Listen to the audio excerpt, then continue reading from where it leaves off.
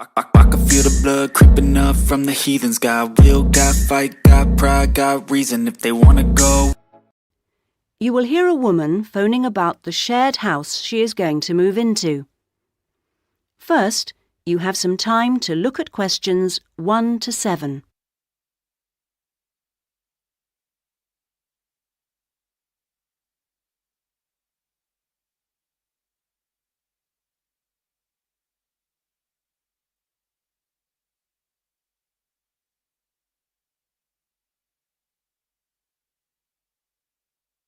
You should answer the questions as you listen, because you will not hear the recording a second time. Listen carefully to the first part of the conversation and answer questions 1 to 7. Hello? Hello, this is Hilary. I'm calling about the house. I'm moving in next week. Oh, yes, Hilary. This is Judith. I met you when you came to look at the house. Yes, I just had a few more questions I wanted to ask. Of course. Well, first, about the rent. I realise I didn't check what it included. Yes, that's important. It includes most things. We don't have to pay extra for heating, for example, just for the telephone, which is fair enough, I suppose. Local taxes are part of the rent, so that's not a worry. That's fine. Then I remember I should have sent my letter of reference to the landlord by now, but I haven't got his address. Yes, you should get that off right away. Address it to Mr. Crawley. He's at 14 King Street. Is that in Exford? Yes. And then you'll need to put the postcode, of course. It's AP12 7QT. Got that, thanks. I also realise I don't know exactly what the house has in the way of equipment. Is there a microwave, for example? There isn't. None of us feels the need. Oh, fine. I'm sure I can do without one too. What about a hairdryer? Maybe you should bring one, if you need one. I'll buy one, yes. And TV? Oh, yes. We've got 2, in fact. Was there anything else? I just wondered if there were any rules. Not really. We share the cleaning, things like that. We do have to be careful about loud music. Yes. So we've agreed that there shouldn't be any loud music after 9, and that we don't play music at all in the living room after 10. Up to 11 in your own room's okay, as long as it's not too noisy. That sounds good. And is there somewhere safe I can keep my bike? That's difficult. To be honest, lots do get stolen round here. We haven't got a garage, so we tend to park ours in the garden so that they're hidden from the street. OK. Now, I hope you like cooking. Yes, I do. Do you all have shared meals? Not very often, actually. But when the weather's good in the summer, we like to have a barbecue together, which we do each Wednesday. We tend to go out at weekends. Sounds fun. Before you hear the rest of the conversation, you have some time to look at questions 8 to 10.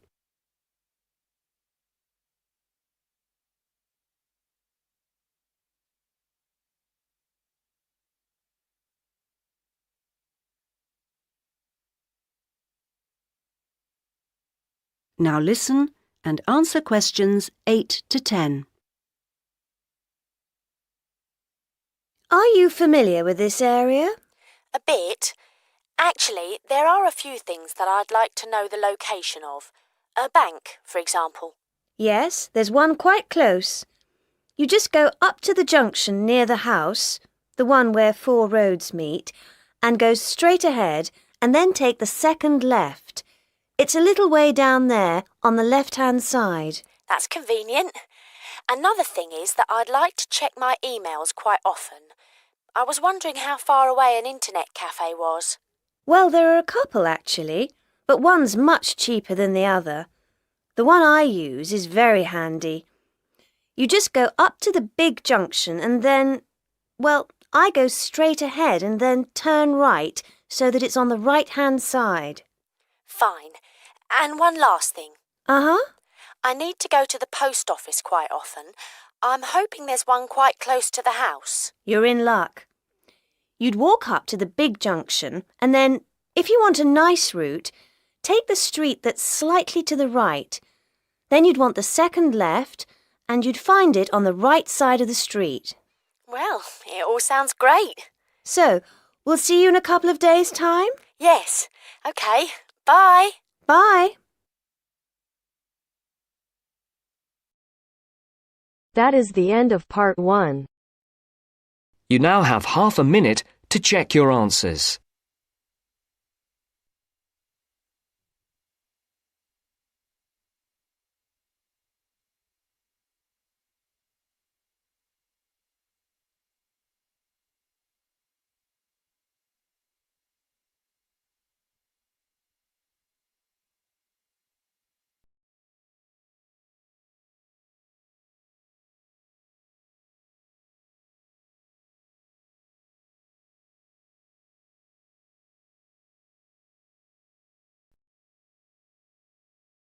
Now turns to part 2. Part 2. You will hear a presenter on a radio phone-in show. The presenter is talking to a woman who was bitten by a poisonous spider. First, you have some time to look at questions 11 to 15.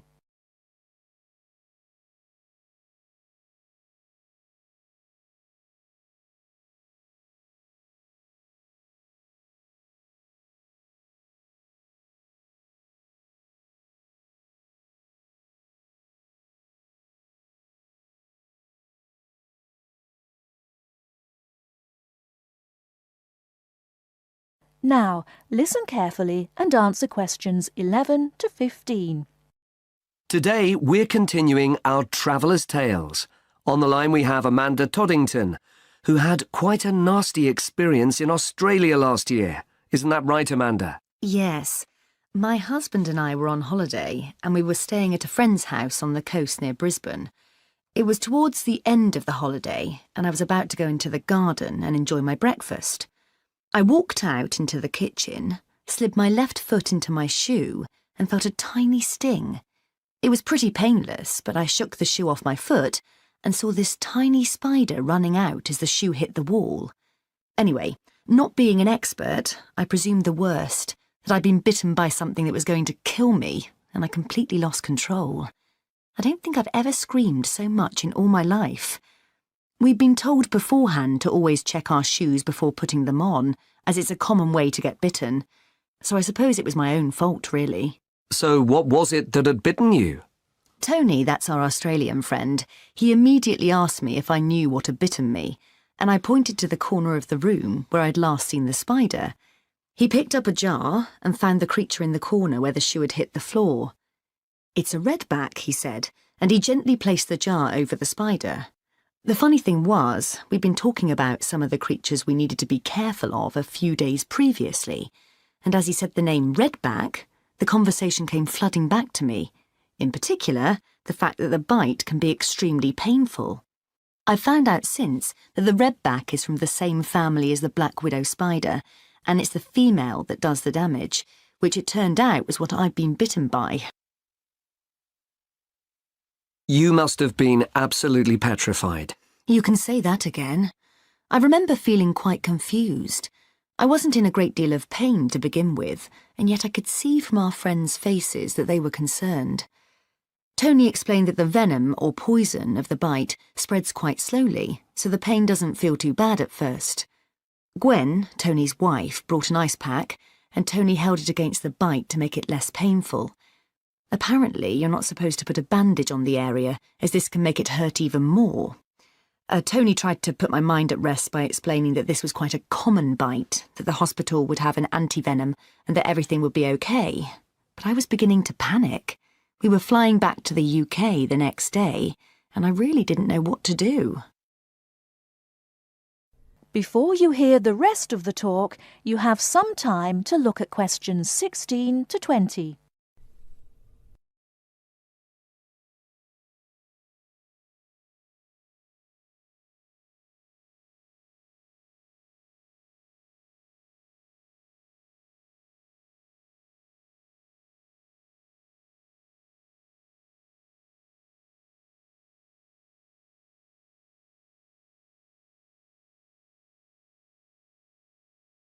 Now listen and answer questions 16 to 20.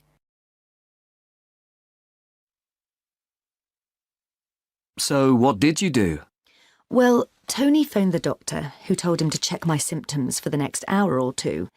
As time went on, the pain became very intense, from my foot right up to my knee. My husband was on the internet and was reading out the possible symptoms. I wasn't feeling sick, and I hadn't yet developed a fever, but I had a terrible headache, and my foot was beginning to swell up. At this point, Tony decided to take me to the local hospital to be on the safe side.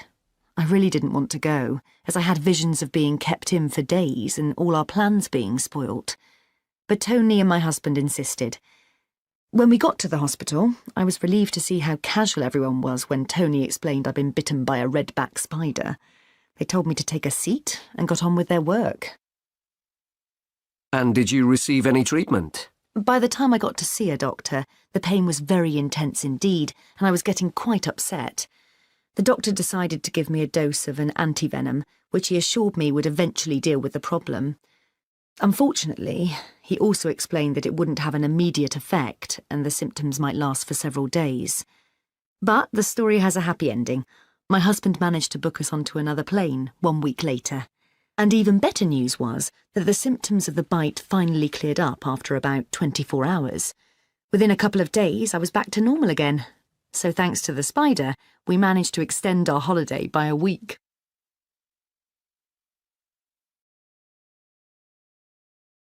That is the end of part 2. You now have half a minute to check your answers.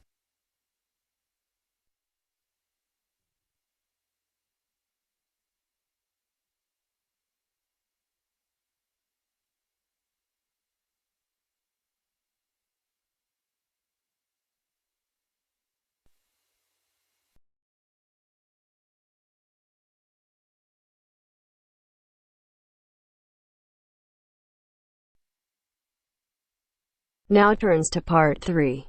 Part 3. You will now listen to a talk on bicycles. First, you have some time to look at questions 21 to 25.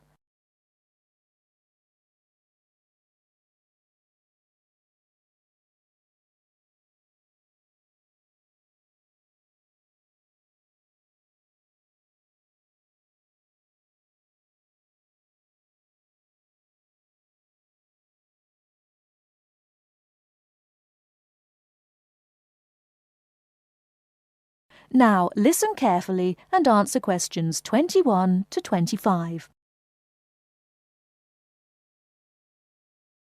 Today, we're going to talk about the latest bikes for professionals and novices. There's something to suit everyone from price to function.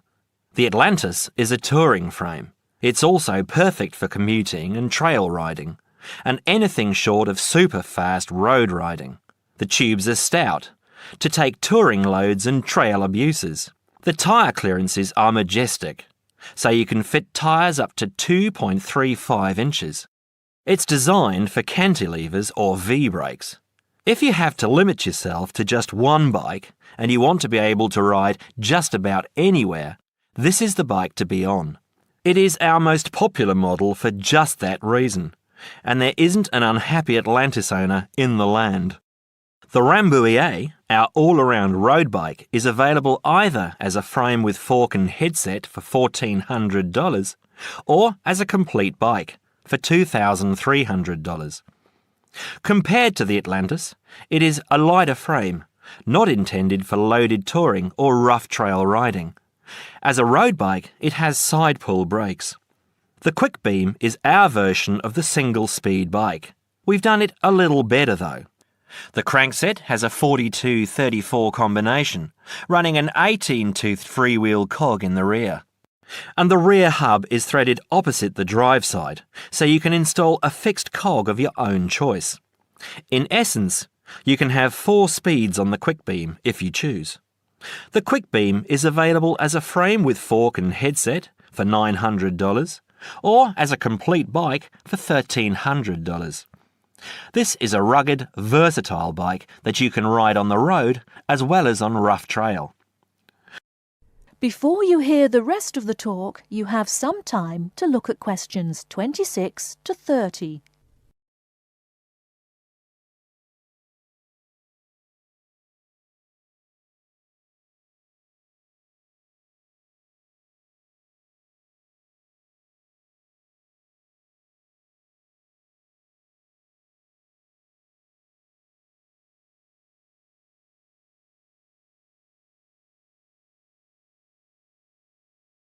Now listen and answer questions 26 to 30. The Saluki is our roadish, light-touring, randonneuring frame.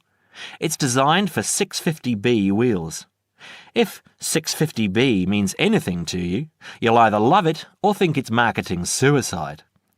If you're new to 650B and a follower, you won't want it. If you're new and a rebel, you will. Now, I'll just talk a little about saddle comfort. The road bike, for the most part, has turned into a high-tech, uncomfortable machine, and the proof is all around us. Look through any bike magazine or catalogue, and you'll see the saddle up to 6 inches higher than the handlebars. It is impossible to be comfortable on such a bike. It forces you to lean forward, putting more weight on your groin, hands and arms. People ride these bikes with straight, locked-out arms and wake up with aching backs. They endure it, get used to it, or buy recumbents. When we custom design a bike for you, you'll be able to get a comfortable position. Your back will be between 45 and 50 degrees, and there will be a noticeable bend in the arms. And most importantly, your arms won't be supporting your body weight. You won't have to look up to look ahead, because you won't be hunched over and low. That means our bikes are more accessible for riding on the flats, or even for short climbs. We consider this when we design and build your custom frame. That is the end of part 3. You now have half a minute to check your answers.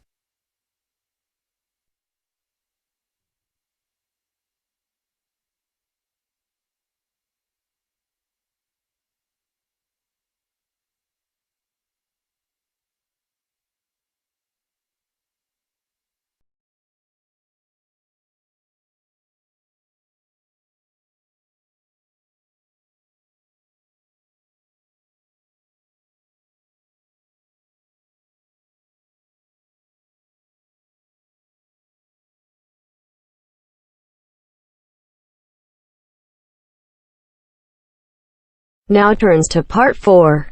Part 4. Listen to the last part of the lecture. As you listen, complete the notes below.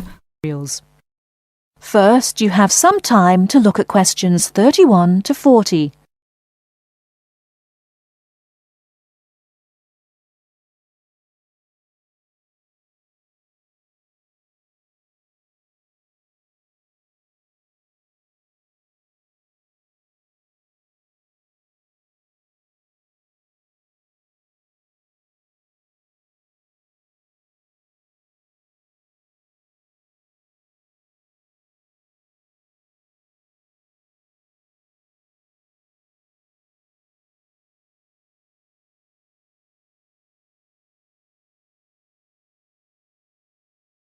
Now listen carefully and answer questions 31 to 40.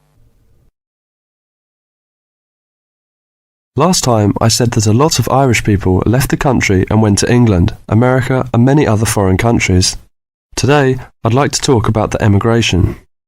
The effects of immigration were not all bad. The immigrants experienced a lot of hardship in their new countries.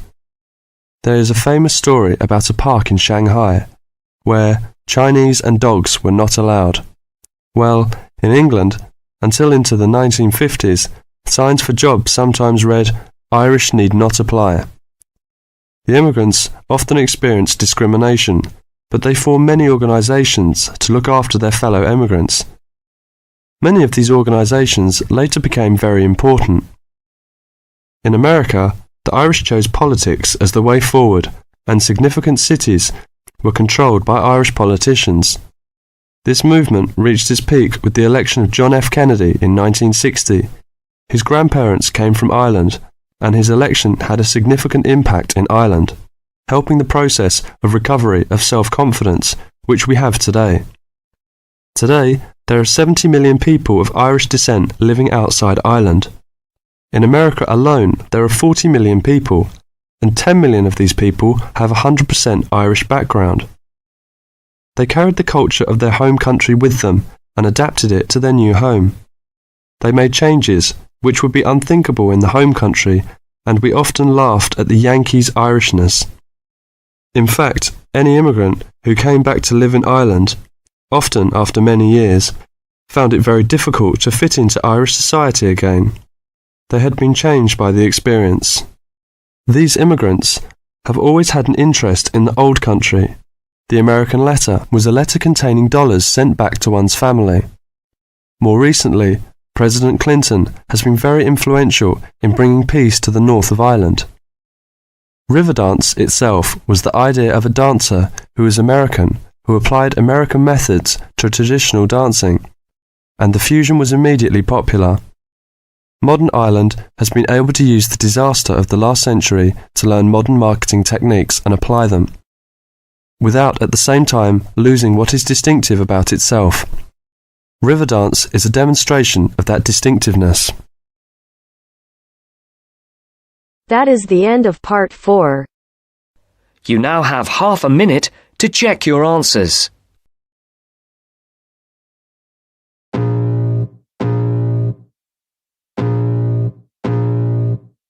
I can feel the blood creeping up from the heathens. Got will, got fight, got pride, got reason. If they wanna go eat, then you know I'm gon' feed them. If you're coming for me, hope you're ready for a demon. I got eyes in the back of my head, I'm seeing. Take me for granted and you know I'm leaving. I'ma take what's mine with the webs I'm weaving. I could take this crowd from seeing to believing. Got a taste for blood and my tongue keeps